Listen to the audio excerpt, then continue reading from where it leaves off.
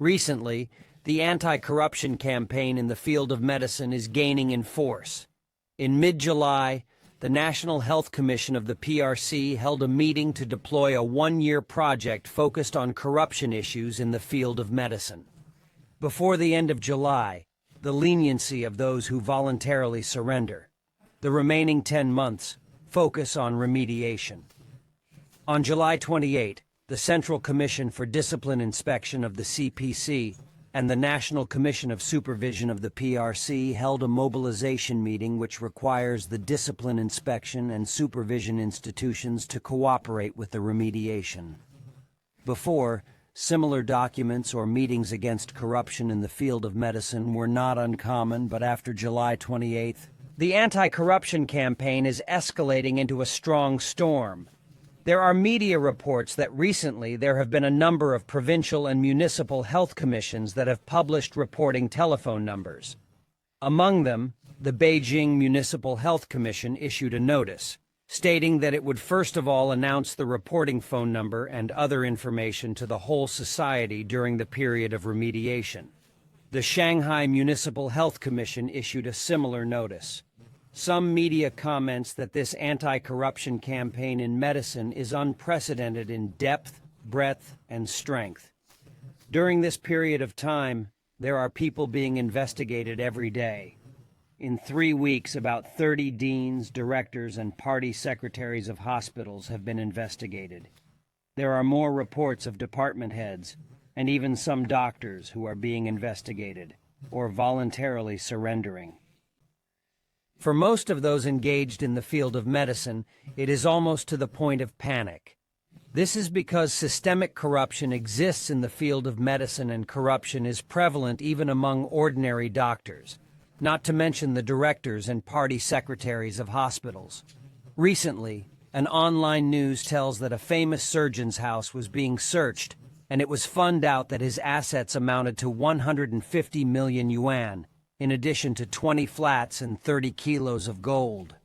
Another official report says that the director of the First People's Hospital of Yunnan Province owned more than 100 flats and 100 parking spaces, and was called the Double Hundred Director. Probably he has more than 1 billion yuan in total assets. Invariably, such huge wealth comes from their patients. 8 years ago, Professor Li Ling, director of the China Health Development Research Center at Beijing University, once said, "If the factory price of a medicine was 1 yuan, the consumers would have to pay 100 yuan for it."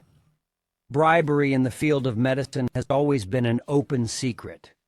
10 years ago, the Beijing News reported that while the factory price of a medicine was only 15.5 yuan, the hospital would sell it at 213 yuan.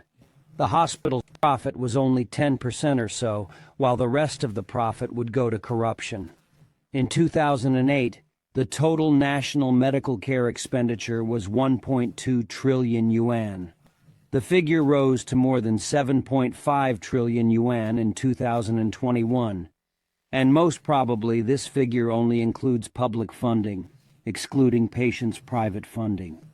It is difficult to tell how much of this tremendous amount money went into the pockets of hospital directors, party secretaries, and doctors. Corruption in the medical field, so to speak, has a long history. The fact that the people cannot afford to see a doctor is certainly a problem of government policy, but the corruption in the medical field has increased the people's burden and led to conflicts between doctors and patients. Excessive medical treatment, indiscriminate prescribing of medicines, even deliberate misleading and deceiving of the patients by doctors have led to public dissatisfaction. In fact, the whole population suffer from difficulty in seeking medical treatment and high cost of medical care. Why is it that for so many years the people's appeals have got no response, while this year the top authority have suddenly made a big fuss over it?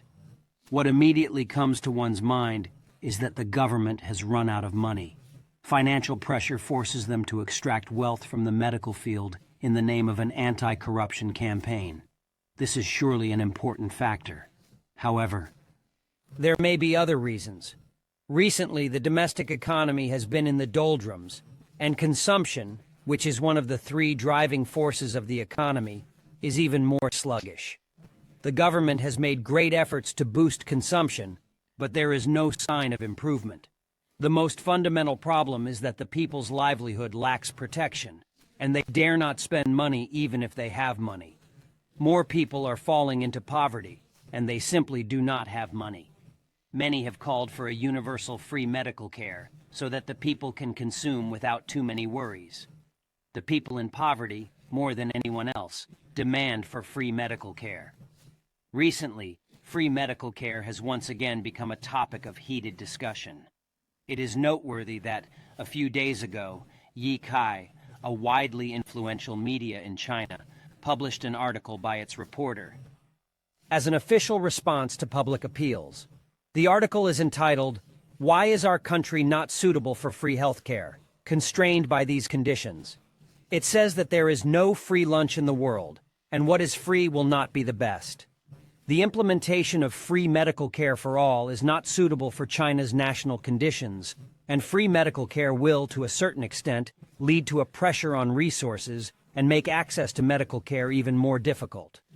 The article also mentions India in particular, saying that their free medical care and public hospitals are in poor conditions, and that they have only 348 kinds of free medicines. The implication of this article is that China cannot adopt the policy of free medical care for all, and other countries which have adopted this policy also suffer from poor medical conditions. There is nothing new in this article, as the relevant authorities have said similar things many times.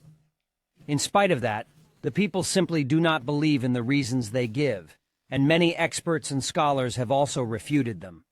In fact, as we all know, officials of the CPC, especially senior and middle-ranking officials, are provided with free medical care, and they enjoy the best treatment. As early as 2009, the former Vice Minister of the Ministry of Health revealed that 80% of the medical expenses invested by the government were only enjoyed by party and government officials. This long-existing inequality has aroused great discontent in society. Perhaps the authority was a little guilty of this, and on August 11th, the Xinhua news agency issued an article declaring that the wards for senior officials should not be abolished, and that appropriate medical treatment should be provided to those who have worked hard and made great achievements. This is actually a response to the public appeals for universal free medical care. The article of the Xinhua news agency declared that the setting up of high official wards was due to the recognition and care for those who have worked hard and made great achievements. They have made great contributions to the state and society and have toiled. They have gone through arduous work and pressure and have assumed enormous responsibilities. Therefore, giving them proper medical protection and high-quality treatment condition is not a luxury or a privilege, but a reward and consolation for their hard work. But the problem lies in that, when many ordinary people are unable to secure even the minimum free medical care, it is unacceptable allowing senior officials to enjoy super-class medical services. The authority has repeatedly claimed that free medical care for all is financially unaffordable. As a matter of fact, with the right policies and careful management, the government only needs to invest 1 extra trillion yuan, and that is enough to initiate a universal free medical care project. Considering the ongoing anti-corruption campaign, suppose that all the relevant persons must go through the anti-corruption investigation with no one exempted. In the whole country, there are more than 3,000 Class 3 hospitals, that is top hospitals, and there are more than 10,000 Class 2 hospitals. There are hundreds of thousands of departments in these hospitals. The vast majority of these hospitals are public hospitals, and all of them are corrupt in some way. Now that nearly all the deans, party secretaries, and directors in charge of these hospitals and departments are involved, the government can easily collect several trillion yuan from them, or even more. Besides, there are about 10,000 private hospitals.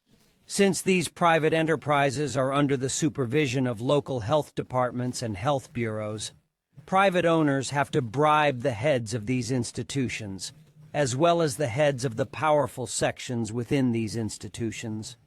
The heads of the health departments of more than 30 provinces and municipalities, plus the heads of the health bureaus of 300 prefectural-level cities, plus the heads of the powerful sections within these institutions, such a tremendous group involved may also contribute a few trillion yuan. And there are 6,000 to 7,000 large and small pharmaceutical factories, where corruption problem is no less serious than that in the hospitals. So it will not be too difficult to collect a few trillion yuan from them. If the authorities' anti-corruption campaign had not been aimed at making up for the financial shortfall, the money collected would have been enough to initiate a universal free medical care project. Of course, the ongoing campaign is obviously not just aimed at the medical field alone.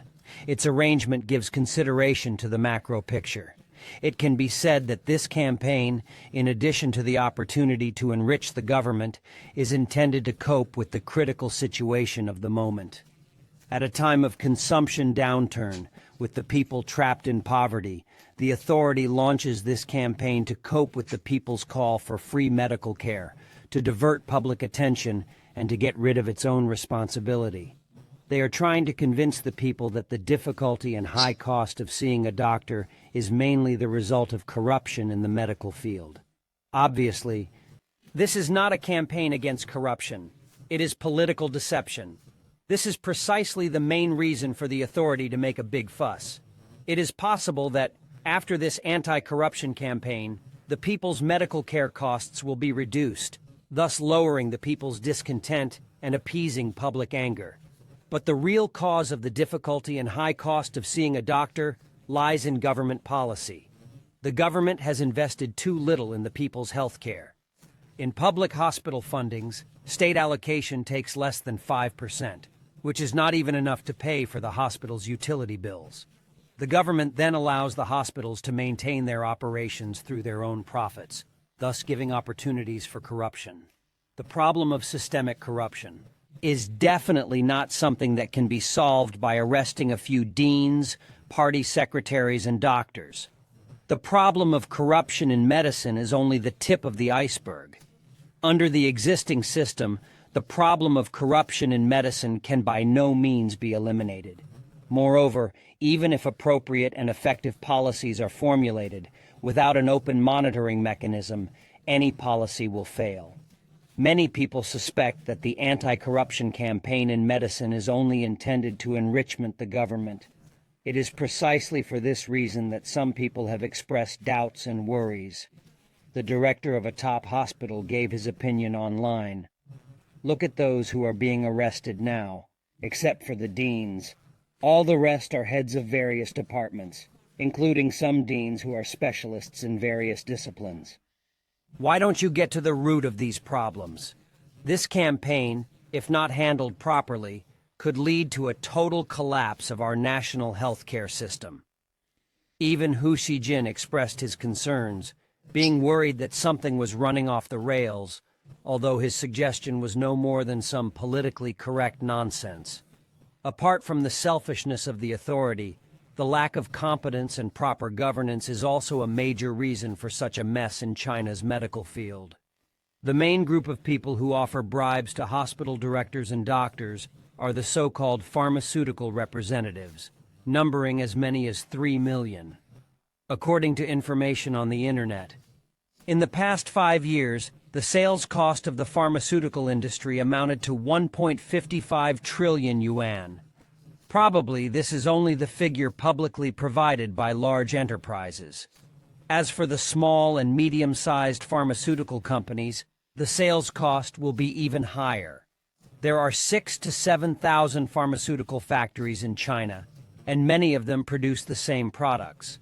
Local governments' duplicated investments and duplicated constructions result in so many pharmaceutical factories. Without any technological advantage, they can only sell their products through bribes. Those bribe-paying sales representatives actually represent local governments, state-owned enterprises, and employees. They are not committing crimes for themselves. In fact, China only needs a few dozen pharmaceutical factories. Nevertheless, local governments, in order to increase fiscal revenue, compete to establish their own pharmaceutical bases, resulting in serious overproduction. The important reason behind this lies in the ruler's lack of the minimum ability to govern the country, especially lacking the ability to manage the economy. The problem of corruption in medicine has existed for more than a decade or decades, and the public has expressed extremely strong dissatisfaction. However, until now, there has been no improvement. The reason is that the rulers do not feel any real pressure. If such a problem were to occur in a democratic country, the ruling party would surely have to resign. The biggest problem with the CPC regime is that it has very strong controlling capacity, while it is totally incapable of governance. As an absolutely dictatorial political party that has been in power for several decades, it is still unable to form a large, unified market across the country. The chaos in the field of medicine is just a microcosm of the overall chaos and disorder in the whole country. The field of medicine is not the only sector plagued with serious problems. In fact, there is not a single line of business in China that can go the right way.